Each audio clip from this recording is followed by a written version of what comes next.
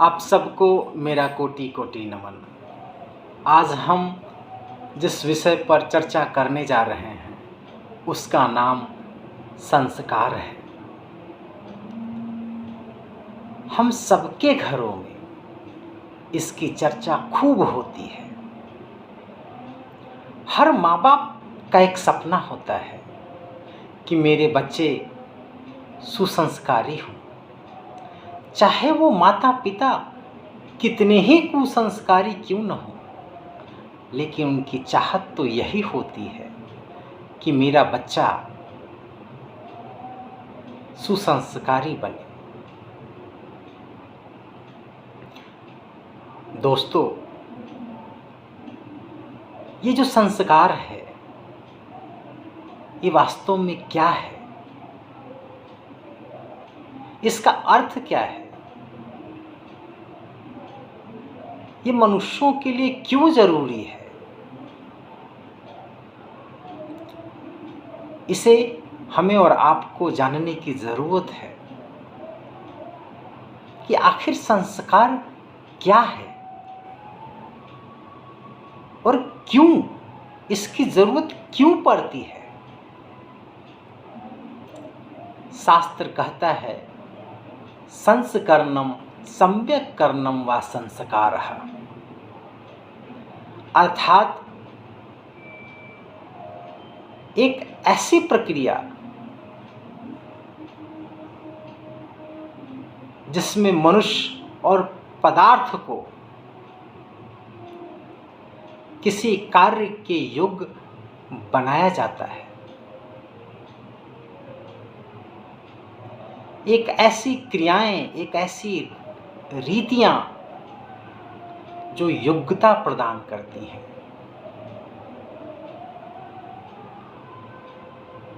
शास्त्र ये भी कहता है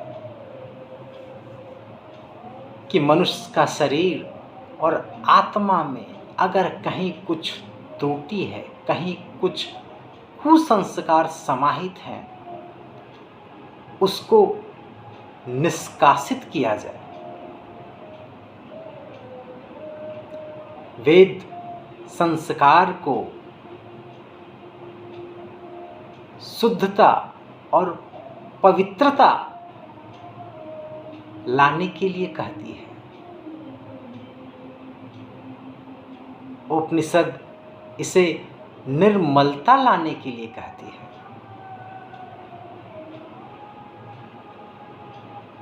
मेरे दोस्तों,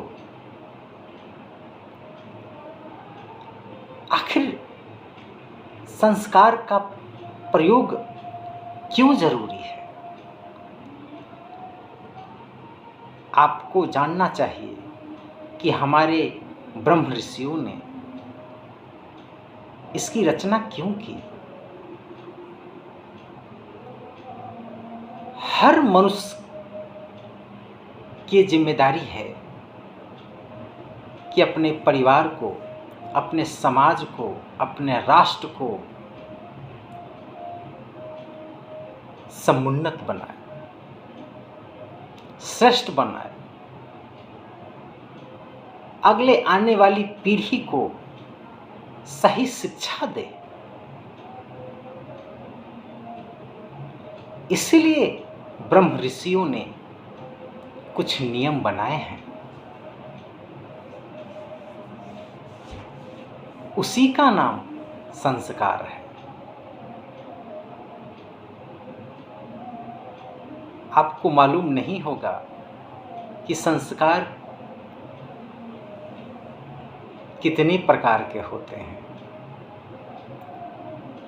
आपने सुना तो होगा कि 16 संस्कार होते हैं, लेकिन दोस्तों, मूलतः संस्कार 2 ही होते हैं। पहला जो संस्कार है उसको ब्रह्म संस्कार कहते हैं, जिसमें व्यक्ति ब्रह्मोचित गुणों का अपने अंदर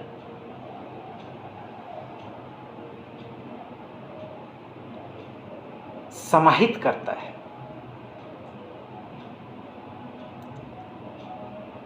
ऋषि के गुणों को अपने अंदर समाहित करता है।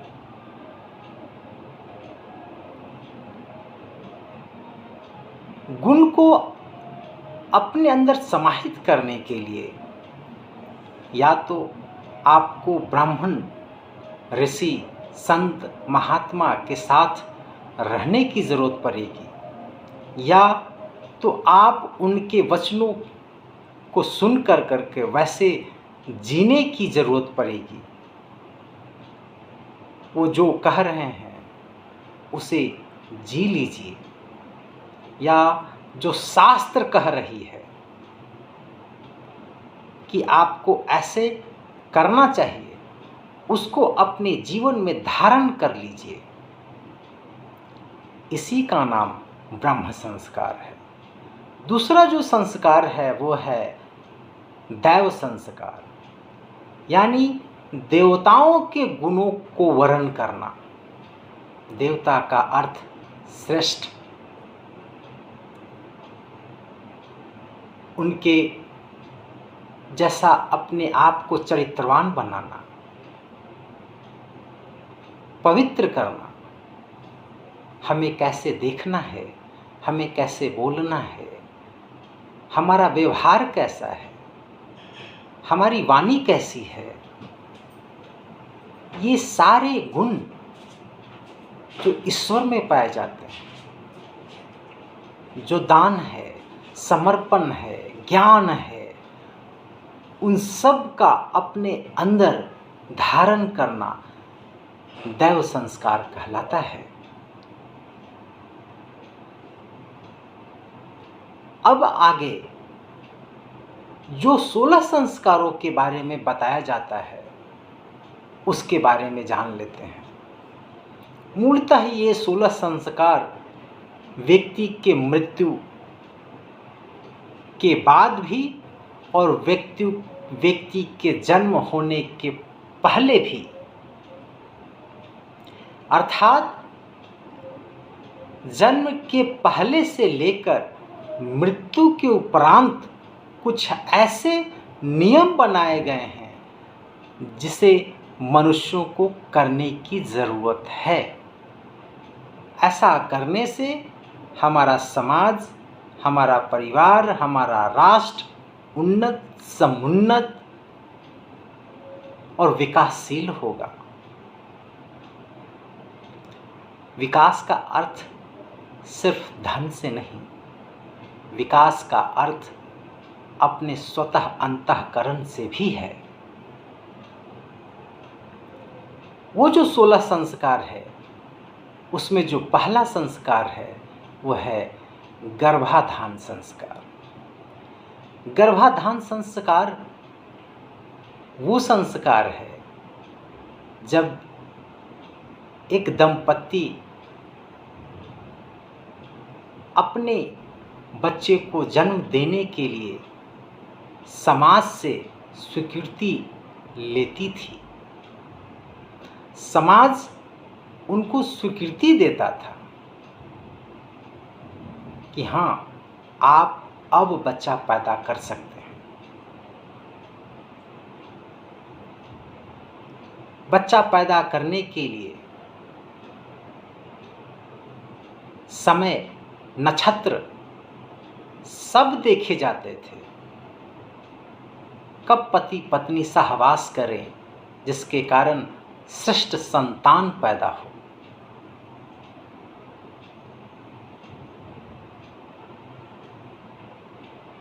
भाइयों और बहनों, प्रजनन कोई व्यक्तिगत मनोरंजन नहीं है। प्रजनन एक सामाजिक उत्तरदायित्व है।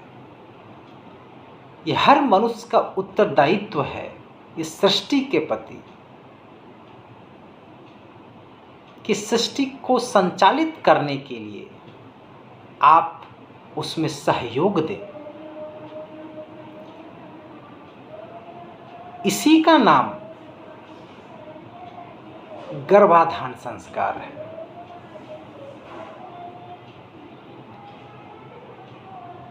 जिसमें माता पिता को इस योग्य बनना होता है कि वो अपने आने वाली पीढ़ियों को कैसे सुसंस्कारी बनाए। अब जो दूसरा संस्कार है उसका नाम पुंसवन संस्कार है। पुंसवन संस्कार वो संस्कार है जब माँ गर्भ धारण कर लेती है तो उसके तीसरे महीने में कराया जाता है। पुंसवन संस्कार में जब एक बीज शरीर का धारण करने लगती है, चेतना जागृत होने लगती है, तो माँ को बताया जाता है कि आपको कैसे जीना है, आपको क्या खाना है, आपको कैसे बोलना है, आपको क्या पढ़ना है, आपको कैसे जीना है, कैसे बात करनी है, क्या सुनना है, क्या देखना है। इन सारे चीज़ों को माँ को बताया जाता है, क्योंकि गर्भ में जो बच्चा है वो इन सारी चीज़ों को ग्रहण करने लगता है। इसीलिए माँ को सूचित करने की प्रक्रिया है पुंसवन संस्कार। जो तीसरा संस्कार है वो है समंतोनयन संस्कार। समंतोनयन संस्कार ये 6ठे से 8वें महीने के दरमियान होता है, क्योंकि इस समय प्री मैच्योर डिलीवरी ना हो, ताकि बच्चा मानसिक रूप से, शारीरिक रूप से कमज़ोर ना हो। ये समय बहुत ही नाजुक होता है, इसलिए माँ को बताया जाता है कि क्या क्या सावधानियाँ आपको रखने की ज़रूरत है। चौथा जो संस्कार है वो है जात कर्म संस्कार। जब बच्चा जन्म ले लेता है तो उसके पिता उसे शहद या घी चटाते हैं, उसके बाद ही माँ अपना दूध पिलाती है। पांचवा जो संस्कार है उसका नाम है नामकरण संस्कार। नाम और वर्ण का बड़ा प्रभाव है। नाम और वर्ण से ये पता लगता है कि व्यक्ति कैसा होगा। नाम का चयन उसके जन्म, समय और नक्षत्रों की गणनाओं के अनुसार किया जाता है। तो ये नामकरण संस्कार है। छठा जो संस्कार है वो है निष्क्रमण संस्कार। इसका अर्थ होता है बाहर निकालना। ये चौथे से 5वें महीने में होता है। इस संस्कार में बच्चों को पहली बार सूर्य का धूप, चंद्रमा की शीतलता का आभास कराया जाता है।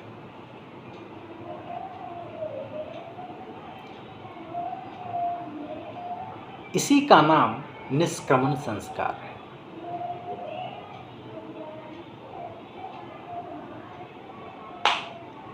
जो 7वां संस्कार है वो है अन्नप्राशन संस्कार। ये 6ठे महीने में, 6ठे से 7वें महीने में कराया जाता है। इसमें माता पिता अपने बच्चों को आहार खिलाते हैं। वह खीर भी हो सकता है, वह खिचड़ी भी हो सकता है, दाल भी हो सकता है। यानी माँ बच्चे को आहार खिलाना सिखाती है। इसी का नाम अन्नप्राशन संस्कार है। जो 8वां संस्कार है वो है चूड़ाकर्म संस्कार। इसको मुंडन संस्कार भी कहते हैं। ये संस्कार इसलिए कराया जाता है क्योंकि बाल को हटाने से बुद्धि का विकास होता है। उसमें परे हुए अगर कोई जीव है उसका भी नष्ट हो जाता है, वो भी हट जाता है। अगर कोई पूर्व जन्म का अगर कोई कुसंस्कार हो वो भी हट जाता है। इस भाव से चूड़ाकर्म संस्कार कराया जाता है। 9वां जो संस्कार है वो है विद्यारंभ संस्कार। माता पिता अपने बच्चों को शिक्षा देने की कोशिश करते हैं। उन्हें कलम और किताब पकड़वाया जाता है ताकि आज से आप पढ़ें। जो 10वां संस्कार है वह है कर्णवेध संस्कार। यह एक प्रकार का एक्यूपंक्चर है। इसमें कानों में छिद्र किया जाता है। हमारे यहाँ यह एक संस्कार है, लेकिन अब कोई भी पुरुष अगर कान छिदवा ले तो उसे एक अलग ही दृष्टि से देखा जाता है। लेकिन यह हमारे यहाँ संस्कार है, कर्णवेध संस्कार। 11वां जो संस्कार है वो है उपनयन संस्कार। उपनयन संस्कार को जनेऊ संस्कार भी कहा जाता है। जनेऊ पहनने का अर्थ है अपने जीवन को सम्यक कर लेना, सम्यक कर लेना, संयमित कर लेना, एक नियम में रखना, अनुशासन में रहना। इसीलिए ये उपनयन संस्कार कराए जाते हैं, क्योंकि ये जनेऊ जब तक आपके शरीर में लिपटा रहेगा आपको यह हमेशा याद दिलाता रहेगा कि हमें अपने समाज, अपने परिवार, अपने राष्ट्र के प्रति श्रेष्ठ कार्य ही करना चाहिए। अगला जो संस्कार है वो है विद्वारंभ संस्कार।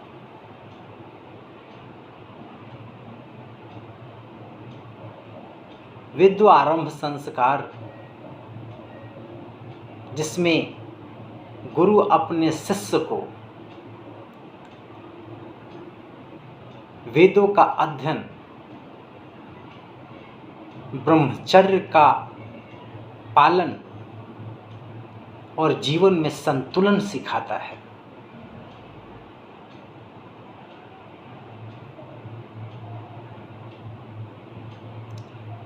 उसके बाद जो अगला संस्कार है 11वां संस्कार, वो है समावर्तन संस्कार। समावर्तन संस्कार वह संस्कार है जिसका अर्थ होता है लौटना। यानी एक बालक पढ़ लिख कर कर कर करके अब वो गृहस्थ आश्रम की ओर लौट रहा है।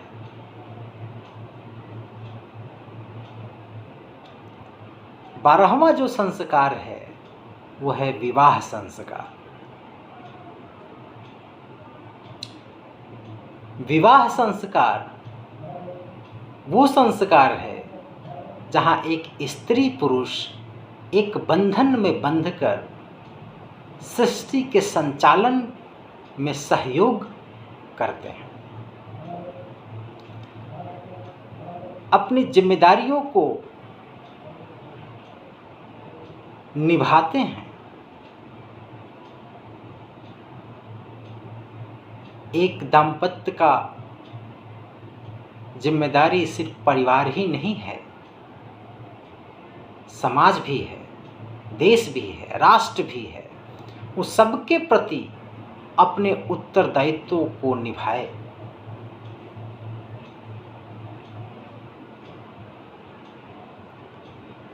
तेरहवां जो संस्कार है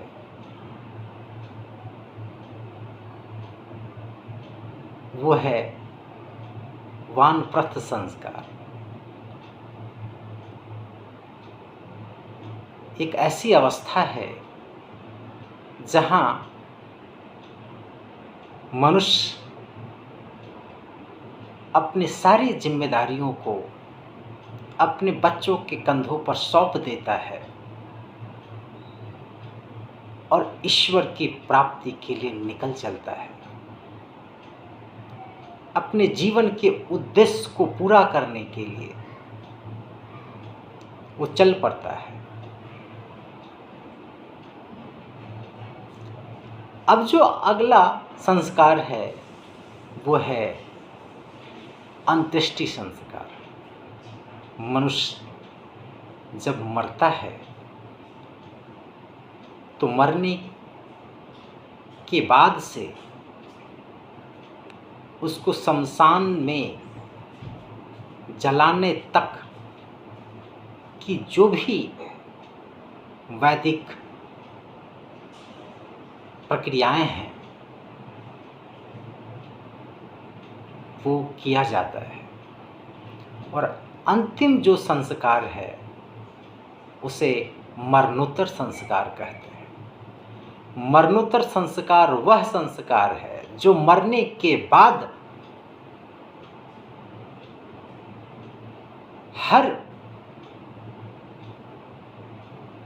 बच्चा अपने माता पिता के लिए करता है ताकि उन्हें मरने के बाद शांति प्रदान हो।